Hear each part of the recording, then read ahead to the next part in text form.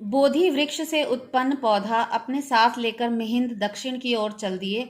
मिहिंद ने कई पर्वत लांगे, नदियां पार की, अंत में वे हिंदुस्तान के दक्षिणी छोर पर पहुंचे। सामने अथाह सागर हिलोरें ले रहा था। मिहिंद एक बड़ी नौका में बैठकर आगे चल पड़े। वहां उन्हें बड़ा द्वीप श्रीलंका मिला। बोधि वृक्ष, वह वृक्ष जिसके नीचे बैठकर महात्मा बुद्ध ने प्रार्थना की थी। तो उस वृक्ष में से जो एक पौधा उत्पन्न, मीन्स उसी वृक्ष में से पैदा हुआ पौधा लेकर मिहिंद जो थे वो दक्षिण भारत की तरफ चल दिए। और मिहिंद ने और दक्षिण भारत तक पहुंचने के लिए कई पर्वत लांगे, मीन्स पर्वतों को पार किया, नदियों को पार किया, और अंत में वे हिंदुस्तान के दक्षिणी हिस्से की तरफ पहुंच गए। सामने अथाह, मीन्स बड़ा सारा, बहुत ही लंबा विशाल सागर जो था वो हिलोरें मीन्स सागर की लहरें जो थी, कभी आ रही थी कभी जा रही थी। हिल और सागर की जो लहरें थी वो दिखाई दे रही थी। मिहिंद एक बड़ी नौका में बैठकर आगे चल पड़े। वहां उन्हें बहुत बड़ा द्वीप श्रीलंका मिला। और इस प्रकार जब वे सामने जो सागर में नौका पे बैठकर आगे चले तो उन्हें देखा कि सामने एक बहुत बड़ा द्वीप है जिसका नाम क्या था? श्रीलंका। उस समय अनुराधापुर सिंघल की राजधानी था। तो उस समय अनुराधापुर जो था सिंघल किसको कहा जाता है? श्रीलंका को।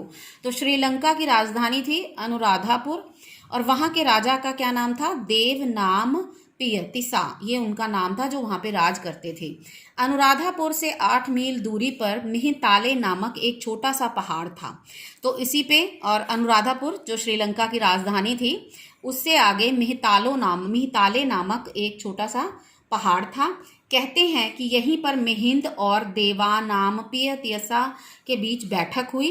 दोनों ने आपस में बैठकर बातचीत की और मिहिंद ने लोगों को बौद्ध धर्म के सिद्धांतों का उपदेश दिया। यहीं पर बैठकर जो महेंद्र थे, उन्होंने, जो अशोक सम्राट के पुत्र थे, उन्होंने लोगों को महात्मा बुद्ध के सिद्धांतों के बारे में, उनकी नीतियों के बारे में लोगों को बताया।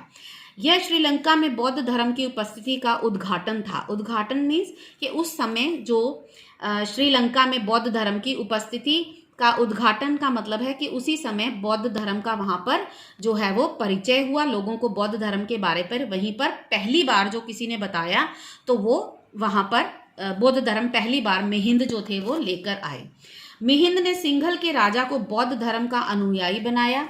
बौद्ध धर्म को फॉलो करने के लिए उन्हें, राजा को क्या है, प्रोत्साहित किया और उन्हें बौद्ध धर्म को मानने वाला एक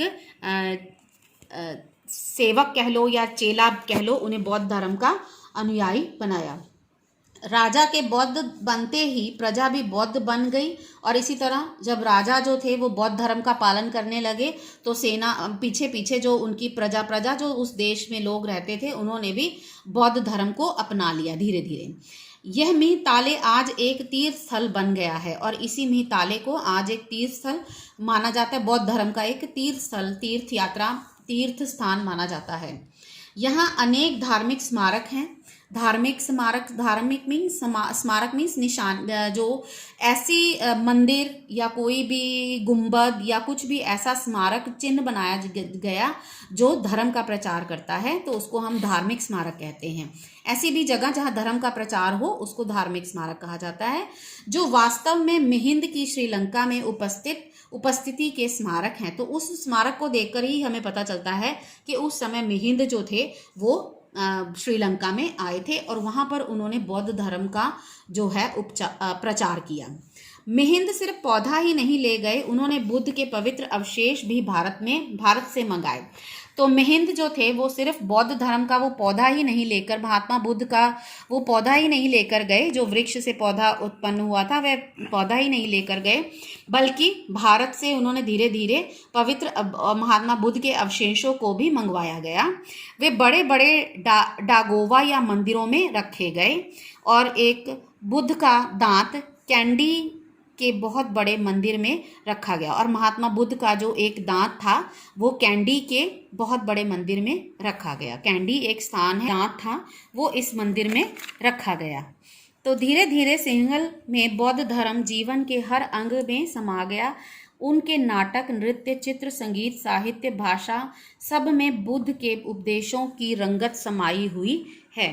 तो धीरे धीरे इसी प्रकार बौद्ध धर्म का जो है वो प्रचार हुआ श्रीलंका में, और श्रीलंका में बौद्ध धर्म का धीरे धीरे प्रचार हुआ और जीवन के हर अंग में समा गया। मतलब लोगों ने उस बौद्ध धर्म को अपना लिया, और उन्हीं बौद्ध धर्म से रिलेटेड जो थे वो नाटक और नृत्य और कई नाच गाना भी कह लो, या चित्र, जो भी चित्र बनाए जाते थे उनमें भी बौद्ध धर्म की झलक जो है वो दिखाई देती थी। भाषा सब में बुद्ध के उपदेशों की, और सभी में उपदेशों की रंगत की, महात्मा बुद्ध की झलक, जो महात्मा बुद्ध के उपदेशों की झलक जो थी वो उनमें दिखाई देती थी।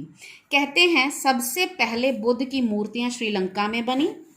सबसे पहले बुद्ध की जो मूर्तियां थी वे श्रीलंका में बनाई गई, और भारत में भी तब तक बुद्ध की मूर्तियां नहीं बनी थी, और उस समय भारत में भी नहीं बनी थी। सबसे पहले कहाँ बनाई गई? सबसे पहले बुद्ध की मूर्तियां श्रीलंका में बनाई गई। पर सिंहल के शिल्पकार बड़े कुशल थे। शिल्पकार जो आर्टिस्ट थे वहाँ पर, लकड़ी का या मूर्तियाँ बनाने वाले या चित्र बनाने वाले, वे बड़े ही कुशल थे, बड़े ही माहिर थे, अपने काम में बड़े ही माहिर थे। और उनकी बनाई हुई बुद्ध की मूर्तियां दूर दूर तक जाती थी। बर्मा, म्यांमार जिसको आजकल कहा जाता है, थाई देश, कंबोडिया और चीन तक। कहते हैं थाई देश का प्रसिद्ध पन्ने का बुद्ध श्रीलंका में बना था।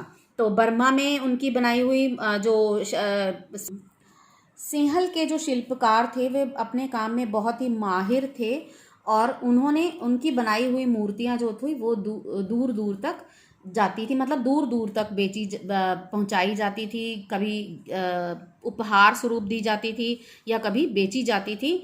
तो बर्मा के म्यांमार जिसको आजकल कहा जाता है, इसी प्रकार थाई देश, कंबोज और चीन में भी महात्मा बुद्ध की मूर्तियां पहुंचाई जाती थी। कहाँ से? सिंहल से ही चीन तक जाती थी। और कहते हैं थाई देश का प्रसिद्ध पन्ने का, और थाई देश में जो एक पन्ना एक पत्थर है, जैसे हीरा होता है, हीरा, सोना, या हम क्रिस्टल जिसको कहते हैं, तो उससे भगवान बुद्ध, एक हरे रंग का पत्थर होता है जिससे भगवान बुद्ध की बहुत बड़ी मूर्ति बनाई गई थी, और वो श्रीलंका में ही बना था। फिर उसके बाद थाई देश तक पहुंचाया गया। सिंहल में दीवारों पर चित्र बनाने की कला भी बहुत विकसित हुई। सिंहगिरी या श्रीगिरी कि जैसे ऊंचे पहाड़ पर बने किले के नीचे अनेक चित्र बने हैं, वे अजंता के भित्ति चित्रों की तरह ही विश्वविख्यात हैं। सिंहल की दीवारों, श्रीलंका की जो राजधानी थी, या श्रीलंका में कह लो, श्रीलंका में जो दीवारों पर चित्र कला की गई, और फिर इसी प्रकार सिंहगिरी की या श्रीगिरी, सिगीरिया एक स्थान है जहाँ जिसे पहले सिंहगिरी कहा जाता था या श्रीगिरी कहा जाता था, और उस ऊंचे पहाड़ पर जो बने किले के नीचे जो अनेक चित्र बनाए गए थे वे भी विश्वविख्यात हैं। मतलब विश्वविख्यात का मतलब है पूरे विश्व में जो प्रसिद्ध हैं। और अजंता अलोरा, जो हमारे मध्य प्रदेश में अजंता और अलोरा की जो गुफाएं हैं, जो उसमें चित्र बनाए गए हैं दीवारों पर, जो भित्ति चित्र का मतलब है जो दीवारों पर चित्र अंकित किए गए हैं, उसी की तरह ही ये जो ऊंचे पहाड़ पर चित्रकारी की गई है और सिंहगिरी पर जो चित्र बनाए गए हैं, वे सभी पूरे संसार में बहुत ही प्रसिद्ध हैं। विश्वविख्यात का मतलब है संसार भर में प्रसिद्ध हैं। इस तरह से बोधि वृक्ष की एक शाखा ने बड़ा चमत्कार घटित किया।